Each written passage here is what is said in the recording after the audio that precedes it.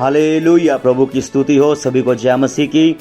जीवन की रोटी में आप सभी को स्वागत है। आइए एक वचन को देखेंगे, नीति वचन 14 उसके एक वचन को।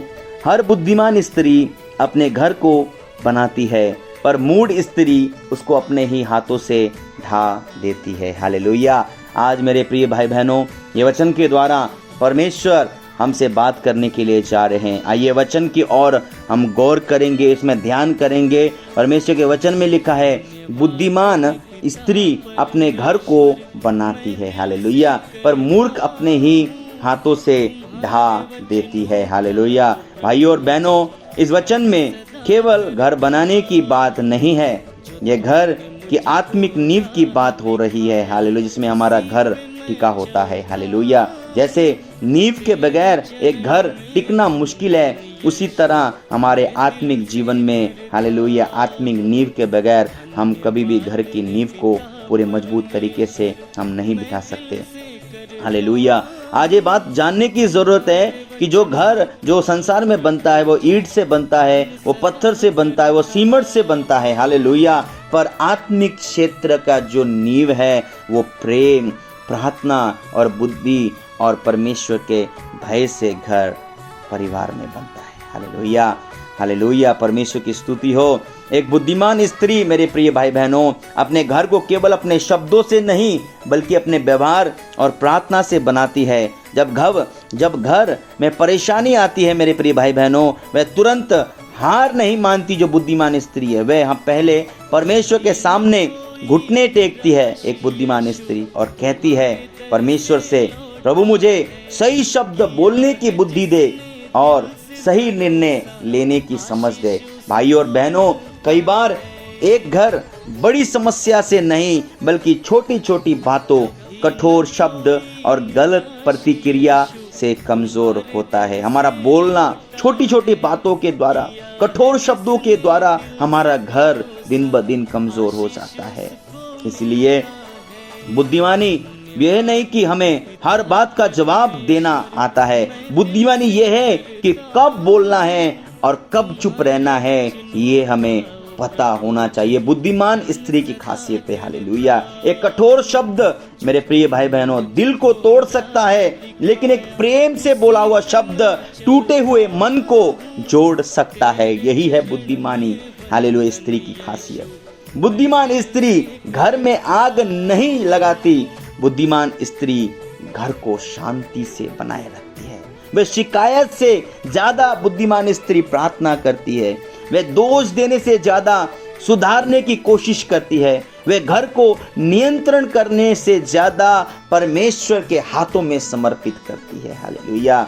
मेरे प्रिय भाई बहनों, ये संदेश केवल स्त्रियों के लिए नहीं है, हर एक व्यक्ति के लिए है जो घर बनाने या बिगाड़ने में भूमिका निभाता है। हमारे शब्द, हमारा व्यवहार, हमारा विश्वास हमारे परिवार में प्रभाव डालता है। अगर घर में कोई कमजोर हो तो उसे गिराने के बजाय मेरे प्रिय भाई बहनों उठाने वाला बनना चाहिए। अगर किसी से गलती हो गई है तो उसे हमेशा उसकी गलती याद दिलाने के बजाय उसे परमेश्वर की ओर वापस लाने वाला बनिए। यही है बुद्धिमान स्त्री की खासियत। यदि घर को सबसे मजबूत दीवार ईंट की नहीं, प्रार्थना की जरूरत है। इसलिए आज हमें अपने आप से एक सवाल पूछना है, क्या मेरे शब्द मेरे घर को बना रहे हैं या तोड़ रहे हैं? आज से एक निर्णय लीजिए, आप अपने घर में शांति के साथ बने। हम अपने परिवार के लिए प्रार्थना करेंगे, प्रेम से बोलेंगे और हर परिस्थिति में परमेश्वर की बुद्धि खोजेंगे। भाइयों और बहनों, बुद्धिमान व्यक्ति और बुद्धिमान जो स्त्री है वही व्यक्ति है जो कभी गलती नहीं करता। बुद्धिमान वह है जो गलती के बाद परमेश्वर से सीखकर अपने घर को फिर से बनाना शुरू करता है। अंत में एक बात अपने दिल में रखिए, जहाँ परमेश्वर की बुद्धि घर की नींव बनती है, वहाँ परिस्थिति चाहे कितनी भी कठिन हो, घर टूटने के बजाय विश्वास में मजबूत होती है। हालेलुया। आइए हम अपने घर को केवल रहने की जगह नहीं बल्कि ऐसा स्थान बनाए मेरे प्रिय भाई बहनों, जहाँ प्रेम हो, जहाँ क्षमा हो, जहाँ प्रार्थना हो, परमेश्वर की उपस्थिति हो। हालेलुया। प्रभु हम सभी को ऐसा जीवन दे कि हमारे कारण हमारे घर टूटे नहीं बल्कि जुड़े, निराश ना हो बल्कि आशा पाए, और परमेश्वर से दूर ना जाएं बल्कि उसके और करीब आए। हालेलुया। मेरे प्रिय भाई बहनों, आज एक निर्णय लीजिए कि मेरे शब्द क्या मेरे परिवार को बना रहे हैं, तोड़ रहे हैं। एक बात को जानिए, ये वचन के द्वारा परमेश्वर हमको यही सिखा रहे हैं कि जिस तरह एक घर को बनाने के लिए इस संसार में किस तरह मेहनत करना पड़ता है, किस तरह वो ईंट, किस तरह पत्थर, किस तरह सीमेंट लेकर उसको बनाने में समय लगता है, उसी तरह हालेलुया जब उसका नींव डलता है तब उसके ऊपर घर टिकता है, तब वो घर काफी लंबे समय तक हालेलुया चलता है।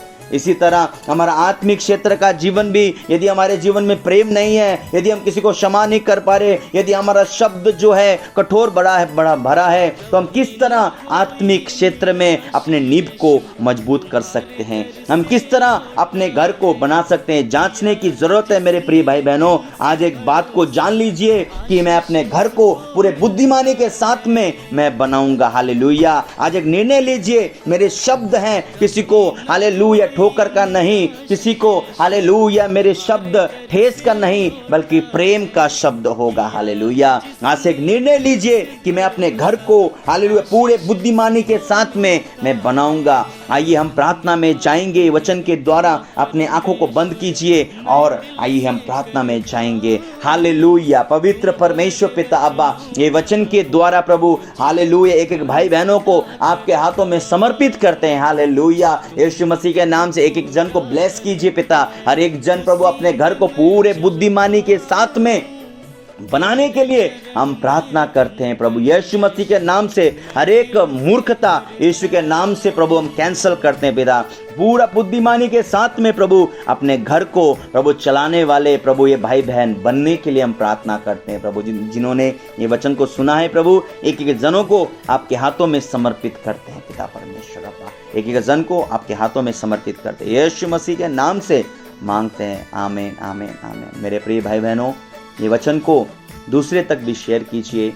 इस पेज को आप सब्सक्राइब कीजिए, यदि नए हैं दूसरे तक साझा कीजिए ताकि ये परमेश्वर का वचन दूसरे तक पहुंच सके और दूसरे भी जन आशीष पा सके। God bless you.